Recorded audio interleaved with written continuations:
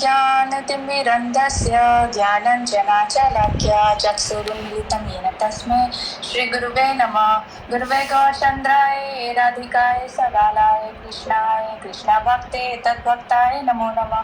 नमो विष्णुपादाय राधिकाय प्रियत्मने श्रीमद्भक्तिवेदान्त नारायणेति नमिने। श्रीकृष्णलीलाकथने सुदक्षं मोदार्य माधुर्यगुणैश्च युक्तं वरं वरण्यं पुरुषं महान्तं नारायणं तं श्रीशा नमामि। वाञ्छाकल्पतरुभ्यश्च कृपासिन्धुभ्यैव च पतितनां पावनेभ्यो वैष्णव्यो नमो नमः। नमो महावदन्य कृष्ण प्रेम प्रदायते कृष्णाय कृष्ण चैतन्य नामिने गौरत्राय विषय नमः। हे कृष्ण करुणा सिंधो दीनबंधो जगतपते गोपेश गोपिका कांता राधा कांता नमोस्तुते। तप्त कांचन गौरांगी राधे वृंदावनेश्वरी वृषभानुसुते देवी प्रणमामि हरिप्रिये। वृंदाय तुलसी देवी आय प्रियाय केशवस्य कृष्ण भक्ति प्रददेवी सत्यवत्याय नमो नमः। नीलाचला निवास्य नित्याय परमात्मने बलभद्र सुभद्राभ्यां जगन्नाथाय नमो नमः। जय श्री कृष्ण चैतन्य प्रभु नित्यानंद श्री अद्वैत गदाधर शिवासादि गौर भक्त वृंद। हरे कृष्णा कृष्णा कृष्णा हरे हरे, हरे राम राम राम हरे हरे। गोवर्धनधरं वन्दे गोपालं गोपरूपिणां गोकुलोत्सवम् ईशानं गोविन्दं गोपिकाप्रियम्। गोवर्धनधरं वन्दे गोपालं गोपरूपिणां गोकुलोत्सवम् ईशानं गोविन्दं गोपिकाप्रियम्। श्रीभगवान् उवाच ऊर्ध्वमूलमदाशाखम् अश्वत्थं प्राहुरव्ययं छन्दांसि यस्य वर्णानि यस्तं वेद स वेदविद्। आदर्शोर्ध्वं प्रसितास्तस्य शाखा गुणा प्रवृत्ता विषया प्रबल। आदर्शमूलानि अनुसन्ततानि कर्मानुबन्धीनि मनुष्यलोके। नारूपमस्येह तत् प्रलभते नान्तो न चान्दी न च सम्प्रतिष्ठा। अश्वत्थमेनं सुविरुद्धमूलम् असङ्गशस्त्रेण दृढेन चित्वा तथा पदं तत्परिमार्गितव्यं यस्मिन् गता न निवर्तन्ति भूय। त्वमेव चन्द्रं पुरुषं प्रपदे यतः प्रवृत्ति प्रसृता पुराणी। निर्मानिमोहाजितसङ्गदोषा अध्यात्मनित्या विनिवृत्तकामा। द्वन्द्वैर्विमुक्ता सुखदुःखसञ्ज्ञैर्गच्छन्ति अमूर्धा पदमव्ययं तत्। न तद्भासयते सूर्यो न शशाङ्को न पावकः यद्गत्वा न निवर्तन्ते तद्धमा परमं मम। मामेवंशो जीवालोके जीवभूता सनातनः मनः स्थानीन्द्रियाणि प्रकृतिस्थानि कर्षति। शरीरं यदवाप्नोति यश्चापि उत्क्रमतीश्वरः गृहीत्वैतानि संयाति वायुर्गन्धं निवासयत्। श्रोत्रं चक्षुषा स्पर्शनं च रसनं ग्रहणमेव च अधिष्ठाय मनश्चायं विषयानुपसेवते। उत्क्रामन्तं स्थितं वापि भुजनं वा गुणकीर्तनं विमुक्तानानुपश्यन्ति पश्यन्ति ज्ञानचक्षुषः। यतन्तो योगिनश्चैनं पश्यन्ति आत्मनि अवस्थितं यतन्तोऽपि अकृत्मनो नैनं पश्यन्ति अचितसः। यदातिथ्यगतं तेजो जगद्भास्यादखिलं यश्चन्द्रमासि यश्चग्नो तत्तेजोविति मामकम्। गमविश्य च भूतानि धर्म्याहं ओजसः पुष्णामि चौषधी सर्वा सोमो भूत्वा रसात्मकः। अहं वैश्वानरो भूत्वा प्राणिनां देहम् आश्रितः प्राणपानसमायुक्ता पश्चात् पश्चाम्यानं चतुर्विधं सर्वस्वचाहं हृदि सन्निविष्टो मता स्मृतिर्ज्ञानम् अपोहानं च वेदाश्च सर्वैरहमेव वेद्यो वेदान्तकृतवेदविदेव चाहम् द्वविमौ पुरुषौ लोके शरश्चक्षर एव चः शरः सर्वाणि भूतानि कुतस्थो शर उच्यते उत्तमा पुरुषस्त्वन्यः परमात्मेति उद्धृतः यो लोकत्रयम् अविश्य बिभर्ते अव्य ईश्वरः यस्मात् सरमतीतोऽहं शरदपि चोत्तमा अतोऽस्मि लोके वेदे च प्रतिता पुरुषोत्तमा यो मामेवं समुद्धो जानाति पुरुषोत्तमा स सर्वविद् भजति मां सर्वभावेन भारतः इति गुह्यतमं शास्त्रम् इदम् उक्तं मया नघः एतद् बुद्ध्वा बुद्धिमान् स्यात् कृतकृत्यश्च भारतः ॐ तत्सदिति श्रीमद्भगवद्गीतासु उपनिषत्सु ब्रह्मविद्यायां योगशास्त्रे श्रीकृष्ण अर्जुन संवादे पुरुषोत्तमयोगो नाम पंचदशोऽध्यायः। हरे कृष्णा। हरे कृष्णा। बहुत सुंदर प्रयास ज्योतिका, वेरी गुड, नाइस। बस थोड़ा थोड़ा प्रोनाउंसिएशन में कहीं कहीं गड़बड़ हो रही थी, तो वो थोड़ा सा और ध्यान देना। बाकी तो बहुत अच्छा प्रयास किया। हाँ जी, और प्रैक्टिस करूँगी। हाँ जी, हाँ जी, बहुत बढ़िया। और भी किसी को ऐसे प्रैक्टिस करनी है तो वो भी बोल सकते हैं, लेकिन अच्छे से थोड़ा प्रयास करके। और गुड ज्योतिका, गुड। तो ठीक है, हम लोग अभी जगन्नाथ अष्टकम स्टार्ट करेंगे आज। श्री जगन्नाथ अष्टकम ये लिखा गया है श्री शंकराचार्य जी के द्वारा, जो कि शिव जी के ही अवतार हैं, शिव जी ही हैं। ठीक है, तो हम एक एक पैराग्राफ को समझने का प्रयास करेंगे। इस YouTube पे बहुत सारे अलग अलग राग दिए हुए हैं, लेकिन जो भी आपको ठीक लगे वो कर लीजिए। जो मुझे ठीक लग रहा है वो मैं बोल रही हूँ।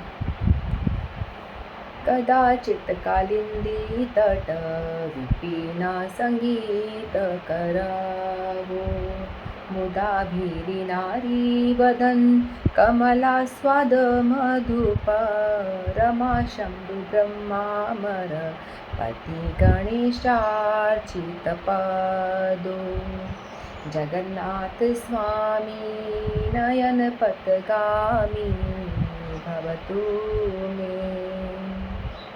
जगन्नाथ स्वामी नयन पथगामी भवतु मे। भुजे सेवे वेणु शिरा शिशिखि पिचं कटिताटे दुकूलं नेत्रान्ते सह चरिकटाक्षं विधते सदा श्रीमद्वृन्दावन वसति लीला परिचयो जगन्नाथ स्वामी नयन पथगामी भवतु मे। पूरा गा दो एक बार, है ना। महाम्भोरे स्थिरे कनक रुचिरे नीलशिखारे वसन प्रसादान्तः सहजबलभद्रेण बलिना सुभद्रा मध्यस्थः सकल सुरसेवावसरदो जगन्नाथ स्वामी नयन पथगामी भवतु मे। जगन्नाथ स्वामी नयन पथगामी भवतु मे। कृपा पारवारः सजल जलदशरी रुचिरो रमावाणी रामा स्फुरत् डमलपङ्खेरुमुखा सुरेन्द्राराध्या श्रुति गणशिखा गीतचरितो जगन्नाथ स्वामी नयन पथगामी भवतु मे। रथारूढो गच्छन् पति मिलितभुदेव पटलये स्तुतिर्प्रादुर्भावं प्रति पदमुपकर्ण सदय दया सिन्धुर्बन्धु सकल जगताम सिन्धु सुतया जगन्नाथ स्वामी नयन पथगामी भवतु मे परम ब्रह्म पीडा कुह लय दुलोत्फुल्लनयनो निवासी नीलाद्रो निहित चरणो अनंत शिरसी रसानंदी राधा सरस वपुरालिंगन सुखो जगन्नाथ स्वामी नयन पथगामी भवतु मे न याचे राज्यं न च कनकमणिकविभवम् न याचेऽहं रम्या सकलजनकाम्या वरवधूं सदा काले काले प्रमथपतिना गीतचरितो जगन्नाथ स्वामी नयन पथगामी भवतु मे हर त्वं संसारं द्रुततरं सारं सुरपते हर त्वं पापानां भीमपरां यादवपते अहो दीननाथे निहित चरणो निषेत्मिदं जगन्नाथ स्वामी नयन पथगामी भवतु मे जगन्नाथाष्टकं पुण्यं यः पठेत् प्रयतशुचि सर्वपापविशुद्धात्मा विष्णुलोकं च गच्छति।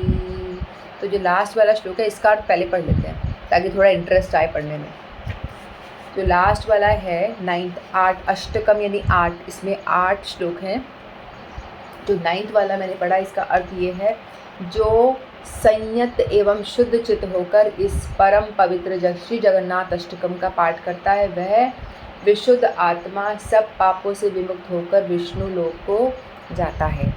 तो जो भी इस अष्टकम का पाठ बड़े ही भक्ति भाव से विशुद्ध चित्त से करेगा तो वो विष्णु लोक को जाएगा, यानी भगवत धाम की प्राप्ति उसे हो जाएगी। तो ये जगन्नाथ अष्टकम पढ़ने का यह फल है। तो हम लोगों ने पहले फल क्या मिलेगा वो देख लिया, ठीक है। अब हम इसको जानने का थोड़ा प्रयास करते हैं एक पैराग्राफ को। कदाचित कालिंदी तट विपिन संगीत करवो, कभी कभी यमुना तीरस्थ श्रीधाम वृंदावन में वेणु वादन करने वाले गोप वनिताओं के मुख कमल का आनंद पूर्वक आस्वादन करने वाले भ्रमर स्वरूप तथा लक्ष्मी, शिव, ब्रह्मा, इंद्र एवं गणेश आदि देवताओं के द्वारा जिनके श्री चरण पूजित होते रहते हैं वे श्री जगन्नाथ देव मेरे नेत्र मार्ग के पथिक बन जाएं। तो बताया कभी कभी यमुना के तट पर, कदाचित यानी कभी कभी, कालिंदी तट यानी कालिंदी मतलब यमुना नदी को बोलते हैं, कालिंदी एक और नाम है। तो कालिंदी के तट पर, यमुना के तट पर श्रीधाम वृंदावन में वेणु वादन करने वाले, वेणु बजाने वाले गोपवनिकाओं यानी गोपियों के गोपियाँ, आभीरिनी का मतलब होता है गोपियाँ, जो गोपियाँ होती है ना ग्वालिने के मुख कमल का आनंद पूर्वक आस्वादन करने वाले, यानी गोपियों के सुंदर मुखमंडल का आस्वादन करने वाले भ्रमर की तरह। जब भंवरा होता है ना, फूलों पे जाकर के मंडराता है, रस चूसता है, उस तरह से भगवान के लिए बोल रहे हैं कि आप कालिंदी के तट पर वेणु वादन करते हो और गोपिकाओं के मुख कमल का आनंद पूर्वक आस्वादन करने वाले भ्रमर गीत एक है ना भागवतम में, जिसमें कि राधा रानी एक भंवरा आता है जो कि भगवान कृष्ण ही भंवरा बनकर आते हैं। तो राधा रानी भंवरे को गालियाँ दे रही है, गालियाँ मतलब टॉन्ट मार रही है, सुना रही हैं, मधुप कितव बंधव, कि तू उस भगवान कृष्ण जो काले काले हैं उसका बंधु है, वैसा ही है। जैसे तू भी जा जा करके फूलों का रस चूसता है, वैसे ही वो भी हम गोपियों के पास आते हैं, हमारे साथ विहार करते हैं, मुखमंडल का मतलब आस्वादन करते हैं और उड़ जाते हैं। इस तरह से वो राधा रानी कृष्ण को टॉन्ट मार रही है इस भ्रमर गीत में। तो यहाँ बता रहे हैं कि वेणुवादन करते हैं आस्वादन करने वाले भ्रमर स्वरूप तथा लक्ष्मी, शिव, ब्रह्मा, इंद्र एवं गणेश आदि देवताओं के द्वारा जिसके श्री चरण पूजित होते रहते हैं, वे श्री जगन्नाथ देव मेरे नेत्र मार के पथिक बन जाओ। तो यहाँ पे हम लोग किसी हमारे मन में ऐसा एक जब भी हम भगवान कृष्ण की बारे में बात करते हैं, लीला के बारे में बात करने लगते हैं, तो हमारे मन में कभी भी इंसान बुद्धि ना आए। हम एक इस चीज़ के बारे में हम थोड़ा सा अलर्ट रहें कि हम किसकी बात कर रहे हैं। हम उस भगवान की बात कर रहे हैं, उस परमात्मा की बात कर रहे हैं जिसने कि अनंत अनंत कोटि ब्रह्मांड का निर्माण किया है। हम किसी साधारण स्त्री पुरुष की बात यहाँ पे नहीं कर रहे हैं। तो हम कह रहे हैं कि वो व्यक्ति जो वेणुवादन कर रहा है भगवान, और वो जिनकी कौन पूजा करते हैं, लक्ष्मी, शिव, ब्रह्मा, इंद्र, ये जो बड़े बड़े बिग प्रोफाइल है ना, जिनकी ब्रह्मा, विष्णु, महेश बड़े देवताओं में गिनती है, छोटे मोटे देवता नहीं, जो एक्सट्रीम बड़े देवता हैं वो लोग भी लक्ष्मी, शिव, ब्रह्मा, इंद्र एवं गणेश आदि देवताओं के द्वारा जिनके श्री चरण पूजित होते रहते हैं, जो हमेशा उनकी सेवा करते रहते हैं, उनके चरणों की पूजा करते रहते हैं, वे श्री जगन्नाथ देव मेरे नेत्र मार्ग के पथिक बन जाए। ठीक है, तो उनके बारे में बात हो रही है। यहाँ पे जिस जगन्नाथ जी है ना, वो कहते हैं कि द्वारकाधीश है।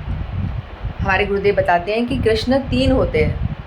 एक होते हैं ब्रज के ब्रजेंद्र नंदन श्याम सुंदर। ब्रज के कृष्ण वो हैं जो कि यशोदा जी के नंद बाबा के पुत्र हैं।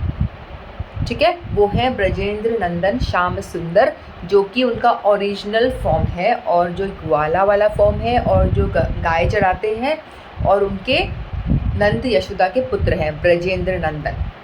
तो ये एक फॉर्म हुआ। फिर दूसरा है द्वारका वाला, जो द्वारका में चले जाते, पहले मथुरा चले जाते हैं ना, वहाँ पे वृंदावन की लीला पूरी करके वो मथुरा चले जाते हैं। तो मथुरा में और द्वारका में, फिर मथुरा से बाद में वो द्वारका चले जाते हैं।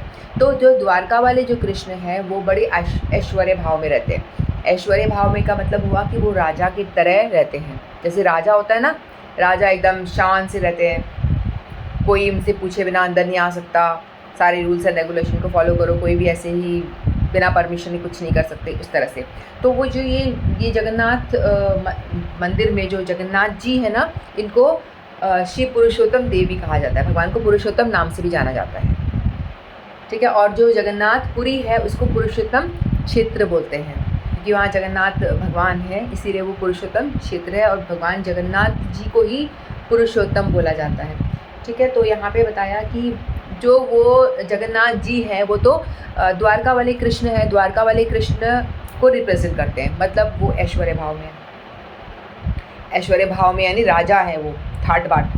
तो जो मथुरा वाले कृष्ण हैं और जो द्वारका वाले कृष्ण हैं वो बांसुरी नहीं बजाते हैं, वो बांसुरी नहीं बजाते हैं। बांसुरी कौन बजाता है?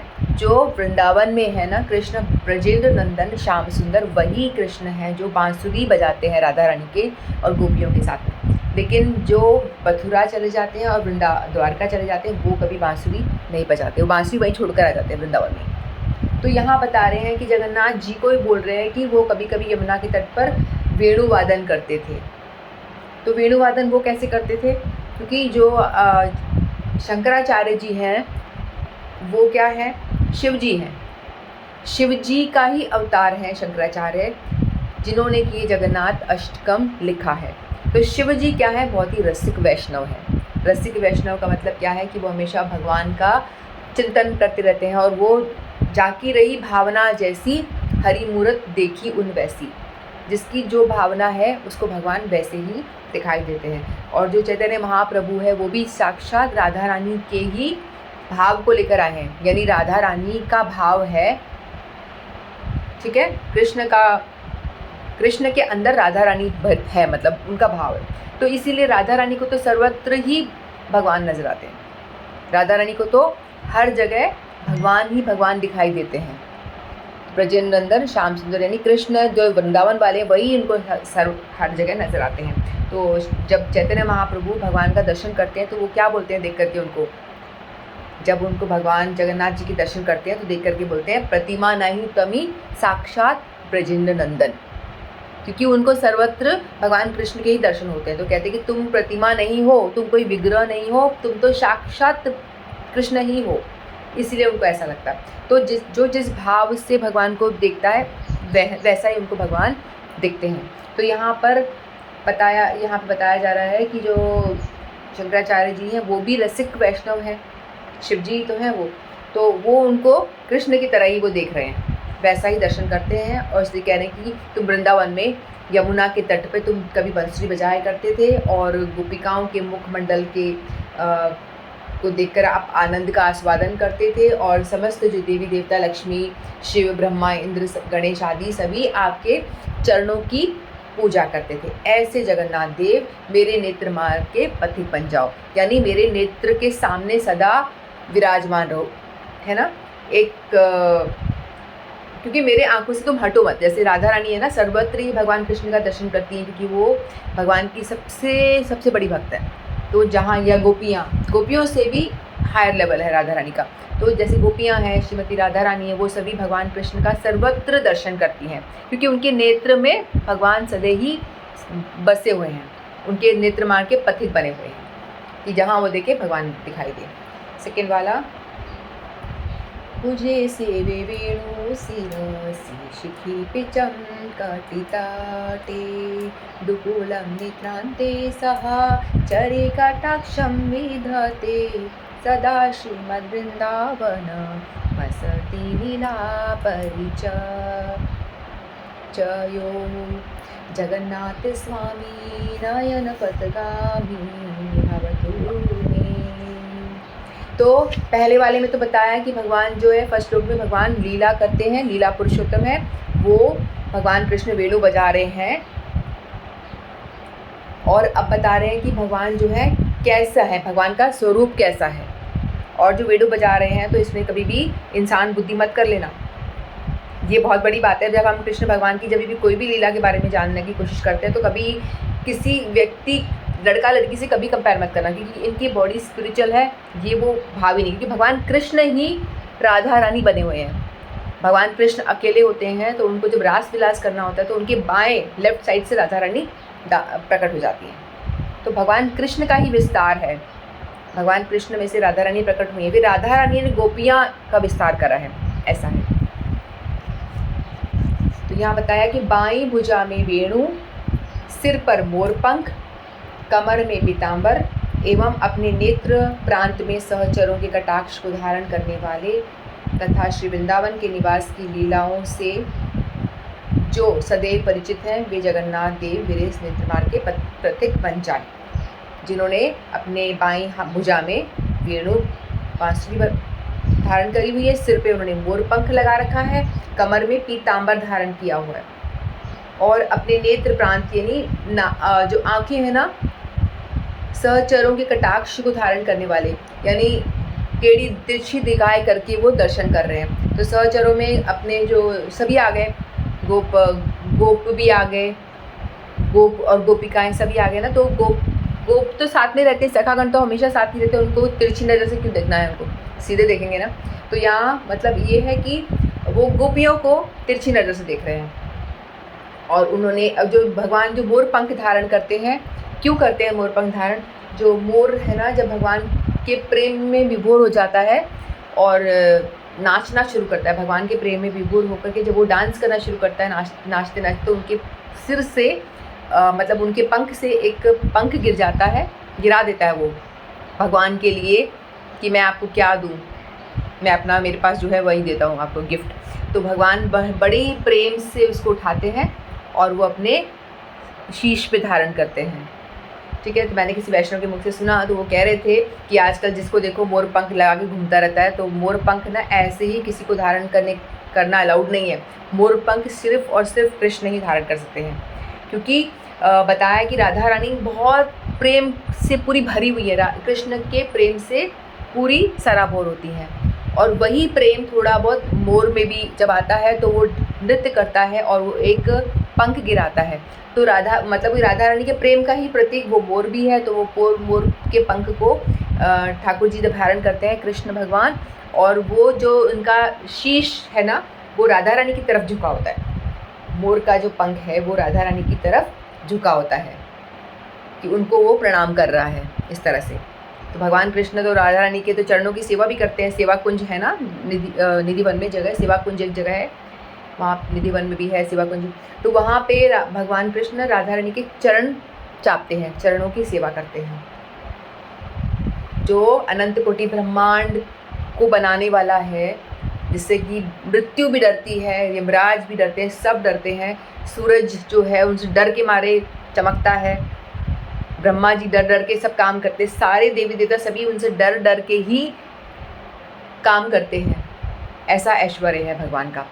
तो वो भगवान उसको श्रीमती राधा रानी अपने प्रेम से वश में करके रखती हैं, और वो इतने उनके अधीन है कि वो हमेशा अपनी कृतज्ञता दिखाते रहते हैं राधा रानी के प्रति, और वो उनके चरण भी दबाते हैं। जब वो रास करते करते थक जाती हैं तो उनके चरणों की सेवा करते हैं। सेवा कुंज में है ये दर्शन। तो फिर वेणु धारण करते हैं, मोर पंख लगाते हैं, और राधा रानी की तरफ वो झुक रहा होता है क्योंकि राधा रानी का प्रेम का प्रतीक बता। फिर वो उन्होंने क्या करा हुआ है, कमर में पीताम्बर धारण किया हुआ है। भगवान पीला क्यों धारण करते हैं, वो भी राधा रानी का प्रतीक ही है, क्योंकि राधा जी का रंग कैसा है, तत्कांचन गौरांगी। राधा रानी का जो कलर है वो एकदम सोने, पिघले हुए सोने की जैसा है। तो भगवान भी श्रीमती राधा रानी को याद करते हुए वैसा ही पीताम्बर धारण करते हैं। और आप देखेंगे राधा रानी का फेवरेट कलर कौन सा है, नीला। वो नीला पहनती क्योंकि वो भगवान कृष्ण का रंग जो है उसे धारण करती है, ऐसा है। तो यहाँ पे जो सिर पे मोर लगा पंख लगाए वो सिर्फ कृष्ण लगा सकते हैं, और भी राधा रानी के प्रेम को संबोधित करने के लिए।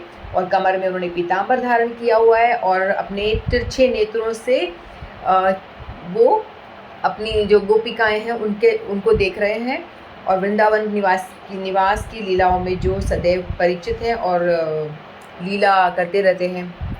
भगवान की तो अनेक लीला हैं। वे जगन्नाथ देव मेरे नेत्र के प्रतीक बन जाए। लीला बहुत सारी लीला है। जो मेन यहाँ पे बताया जो है भगवान की रास लीला के बारे में बात हुई है। सबसे जो श्रेष्ठ लीला बताई जाती है वो रास लीला है। फिर थर्ड पैराग्राफ, महाम्भोधिस्थिरे कनकरुचिरे नीलशिखारे वसन प्रसादन्त सहज बलभद्रेण बलिना सुभद्रमध्यस्था सखल सुरसेवावर सुप्रसरदो जगन्नाथ स्वामी नयन पथगामी भवतु मे। महाम्भोधे का मतलब है महासमुद्र, तीरे यानी किनारे, समुद्र के किनारे। जगन्नाथपुरी में समुद्र है ना, उनके किनारे कनक स्वर्ण के यानी महासमुद्र के तीर पर स्वर्ण के समान सुंदर नीलाचल के शिखर पर अपने बड़े भाई शक्तिशाली बलदेव जी के साथ अपने विशाल भवन में निवास करने वाले एवं सुभद्रा जी श्री जगन्नाथ एवं बलदेव के मध्य में विराजमान है, तथा जो समस्त देवताओं को अपनी सेवा का अवसर देते रहते हैं, वे जगन्नाथ देव मेरे नेत्र मार्ग के पथिक बन जाएं। तो भगवान जो इनका जगन्नाथपुरी जो है जहाँ पे वो विराजमान है वो कहाँ पे है, समुद्र के किनारे ही है। महासमुद्र के तीर पर स्वर्ण के समान सुंदर उनका जो मंदिर है, उनका जो महल कह लो, उनका जो घर है वो सुंदर सोने का बना हुआ है। एक्चुअल में तो हमें सोने का दिखता नहीं है, सोने का तो हमें तो नहीं दिखता, लेकिन वृंदावन भी कहते हैं ना कि पूरा रत्न जड़ित है। वृंदावन का जो कण कण है ना वो भी सोना चांदी और ये बहुमूल्य हीरे मोती जड़े हुए हैं एक एक रज में, ऐसा बताया गया। लेकिन हमारे नेत्र जड़ हैं, इसलिए हमें वहाँ ऐसा दर्शन नहीं होता है। तो यहाँ पे भी ये जो भगवान का श्री मंदिर है, इसको श्री मंदिर भी कहा जाता है, तो ये भी स्वर्ण का बना हुआ है, लेकिन हमें हमारी जड़ दृष्टि है तो हमें जड़ ही दर्शन हो पाएंगे। ठीक है। तो वहाँ पे बताया है कि नीलाचल पर्वत है, थोड़ा ऊंचाई पे मंदिर बना हुआ है जो कि नीलाचल पर्वत बताया गया है, उस पर्वत पे बना हुआ है। और वहाँ पे उनके जो भाई शक्तिशाली बलदेव जी हैं, बलदेव जी शक्ति के प्रतीक हैं, शक्ति के अधिष्ठात्रा देव हैं तो बलदेव जी, और साथ में बीच में सुभद्रा जी योगमाया देवी हैं। योगमाया देवी जो भगवान की और हमें लेके जाती है, जो भजन करना चाहते हैं उनको वो योगमाया देवी क्या करती है, हेल्प करती हैं उनको भगवान तक पहुंचाने में। ठीक है, तो योगमाया देवी जी बीच में है और साइड में बलदेव जी, और साइड में एक तरफ भगवान जगन्नाथ देव खुद हैं। ठीक है, तो बड़े समुद्र के किनारे सोने के समान बहुत सुंदर एक शिखर है, नीलाचल पर्वत है, उसके ऊपर उनका बहुत ही बड़ा भवन निवास उनका स्थान है, वो भी स्वर्ण का बना हुआ है। वहाँ पे तीनों भाई बहन विराजमान है, मध्य में विराजमान है सुभद्रा जी, और जितने भी समस्त देवतागण हैं उनकी सेवा का अवसर देते हैं, वो उनको देवताओं को सेवा का अवसर देते हैं। जैसे राजा होते हैं, राजा सभी उनकी सेवा में तत्पर रहते हैं, उसी तरह से जगन्नाथ जी हैं वो ऐश्वर्य में बैठे रहते हैं। और आप यदि जगन्नाथ मंदिर जाएंगे तो वहाँ देखेंगे मंदिर परिसर के अंदर ही बहुत सारे देवी देवता हैं, सभी देवी देवताओं का वहाँ पे मंदिर छोटा छोटा बना हुआ है। और वहाँ पे 5 शिव भी हैं, 5 शिव भी विराजमान है जो इसको प्रोटेक्ट करता है जगन्नाथपुरी को। ठीक है, तो वहाँ पे सभी देवी देवता वहाँ पे इसीलिए हैं, भगवान की सेवा करने के लिए वहाँ पे तत्पर हैं, और भगवान सभी को सेवा का अवसर प्रदान कर रहे हैं कि ठीक है आ जाओ सेवा करो। कृपा पारवार सजल जलदशिनी रुचिरो रमावाणी रामः स्फुरद दमल पंखेरुमुख सुरेन्द्राराध्य श्रुति गणशिखा गीत चरितो जगन्नाथ स्वामी नयन पथगामी भवतु मे।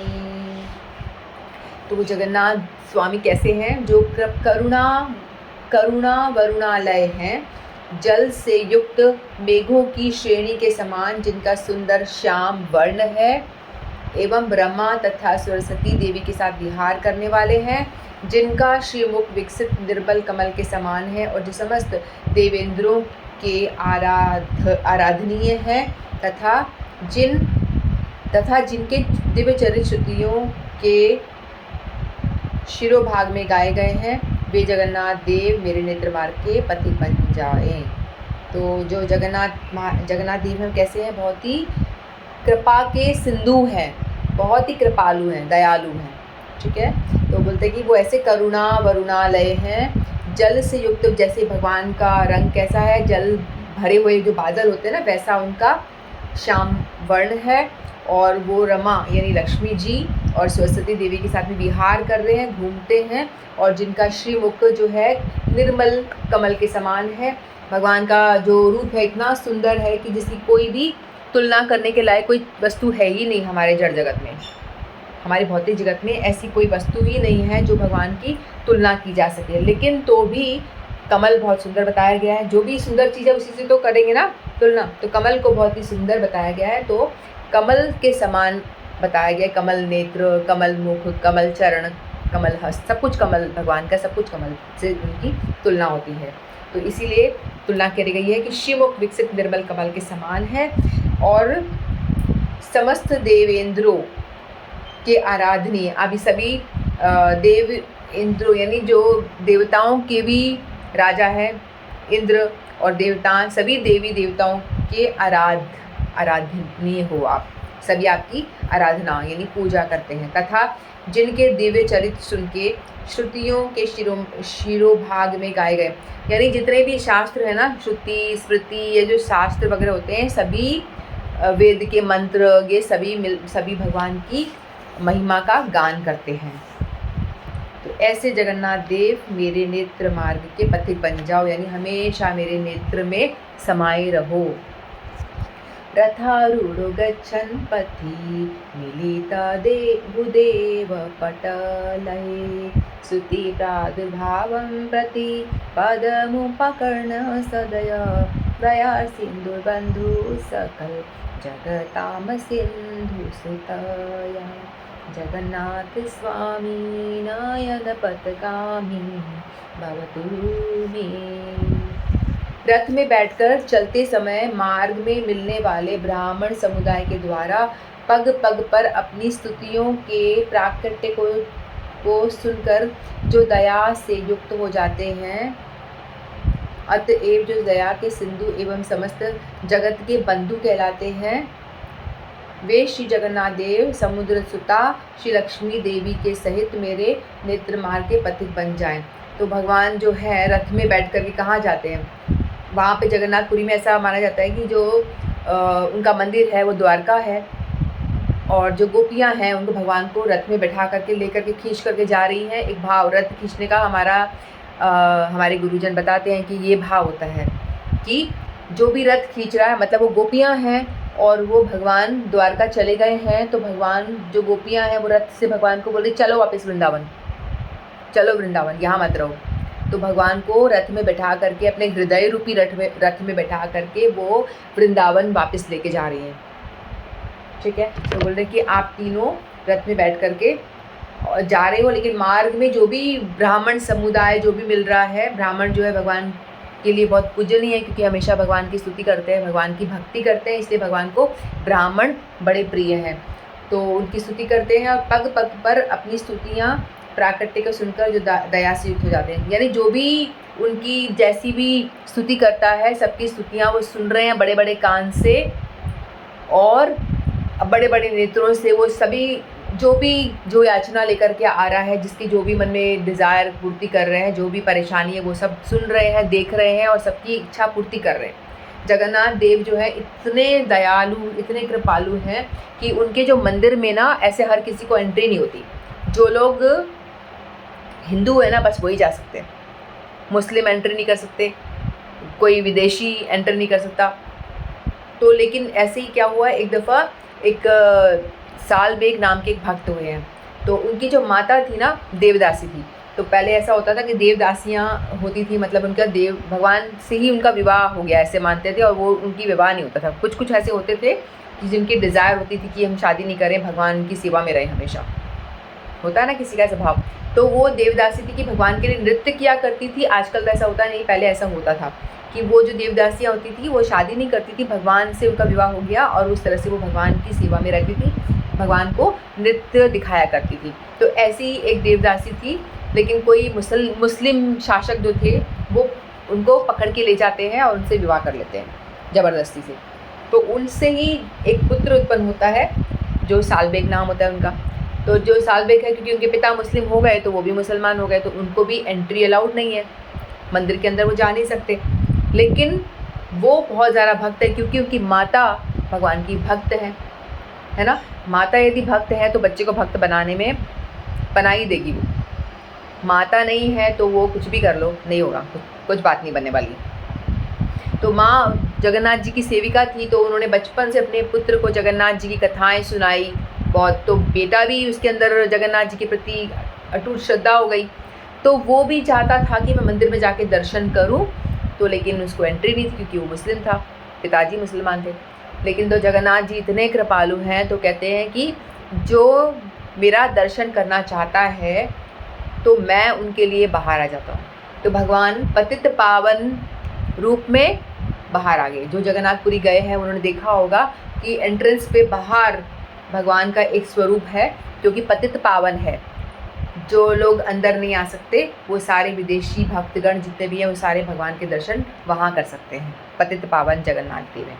तो वहाँ पे उनके लिए सालबेग जी के लिए वो बाहर आ गए, और बाकी जितने भी डिवोटीज़ हैं जो भगवान से सच्चा प्रेम करते हैं तो उनको दर्शन देने के लिए बोलते हैं कि तू मत आ, मैं आता हूँ तुझसे दर्शन देने।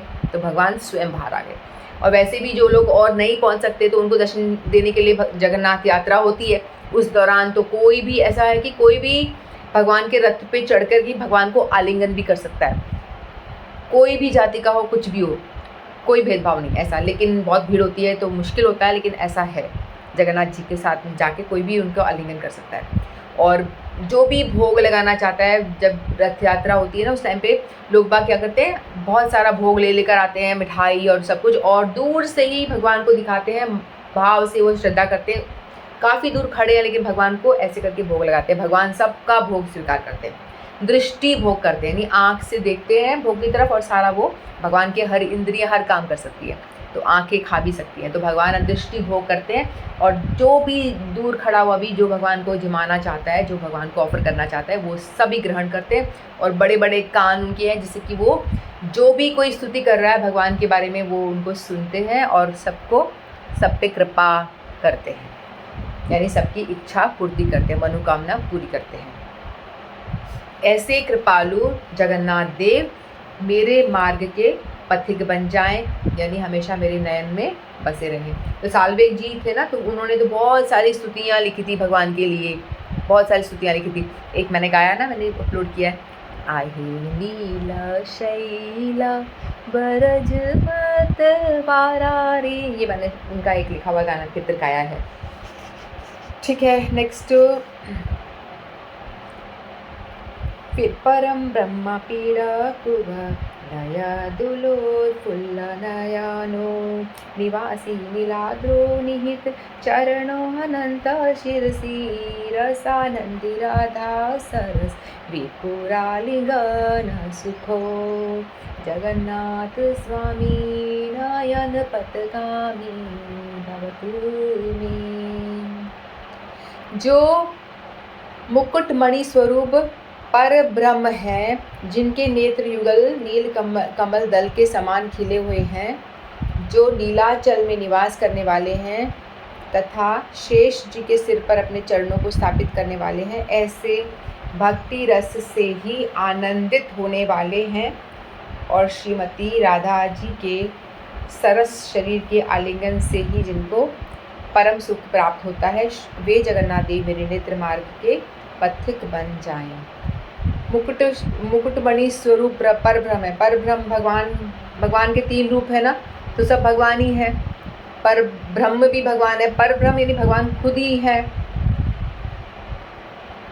3 जो भगवान के रूप है, तीनों भगवान ही है, परमात्मा, ब्रह्म, परमात्मा और भगवान स्वयं। तो तीनों कह रहे हैं कि उनका जो मुकुटमणि स्वरूप जो सबसे बड़ा रूप है वो भगवान खुद है, और जिनके नेत्र युगल नील कमल के दल के समान, उनके जो आँख है उनके नील कमल नयन हो ना, नील कमल के समान सुंदर नेत्र हैं उनके, और नीलाचल में वो निवास करते हैं। जो जहाँ पे जो ये जगन्नाथपुरी धाम है वो नीलाचल क्षेत्र कहते हैं, वहाँ वो निवास करते हैं। नीलाचल पर्वत है, उसके ऊपर है उनका मंदिर, तथा शेष जी के सिर पर अपने चरणों को स्थापित करने वाले हैं। शेष जी यानी बलराम जी, शेषनाग तो है ना, उनके ऊपर वो शयन करते हैं, तो उनके ऊपर अपना सिर रख के चरण स्थापित करते हैं। एवं भक्ति रस में आनंदित रहते हैं, हमेशा भक्ति रस में आनंदित रहते हैं। किसकी? श्रीमती राधा रानी से मतलब उनको आलिंगन करके उन्हें बहुत आनंद की प्राप्ति होती, क्योंकि वो उनकी सर्वश्रेष्ठ भक्त हैं वो, इसीलिए तो उनको आलिंगन करते हैं, तो उनको बहुत ही आनंद की अनुभूति होती है। और जिनको मुख और उनके साथ होकर उनको बहुत सुख की प्राप्ति होती है, ऐसे जगन्नाथ देव सदैव मेरे नयन के पथिक बन जाएं।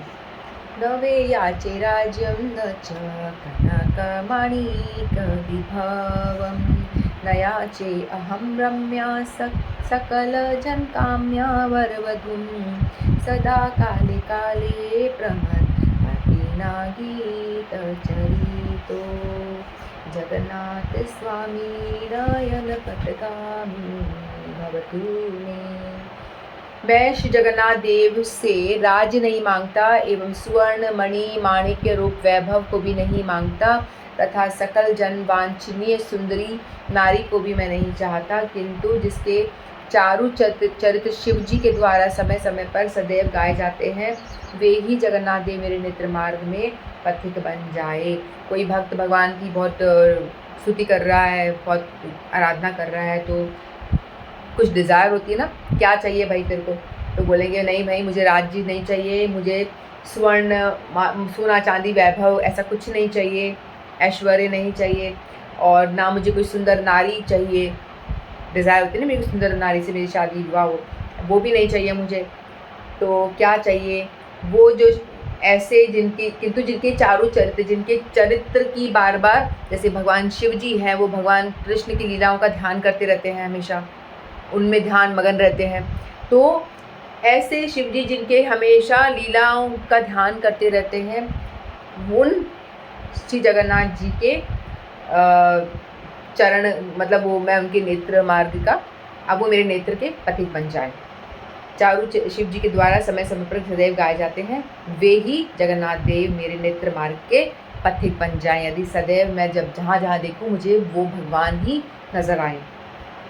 हर त्वं संसारं धृततरं सारं सुरपते, हरं त्वं पापानां भीमपरां यादवपते, अहो दीननाथे निहित चरणो निषेतमिदं, जगन्नाथ स्वामी नयन पथगामी भवतु मे। हे सुरपते, तुम मेरे आसार संसार को शीघ्र ही हर लो। हे यादवपते, तुम मेरे द्वारा विस्तारित असीमित पापों की श्रेणी को हर लो। अहो, ओ दीन एवं अनाथ के ऊपर ही अपने श्री चरण को स्थापित करते हैं, ऐसा जिनका निश्चित व्रत है, वे जगन्नाथ देव मेरे नेत्र मार्ग के पथिक बन जाओ। जो लोगों के पाप हर लेते हैं, लोगों का संसार को शीघ्र हर लो, यानी भौतिक जगत से छुटकारा दिला करके हमारे पापों को हर लो और अपने धाम में हमको जगह दो। वो दीन एवं अनाथ के ऊपर ही अपने श्री चरण को स्थापित करते हैं, ऐसा जिनका निश्चय व्रत है, ऐसे जगन्नाथ देव मेरे नेत्र मार्ग के पथिक बन जाओ।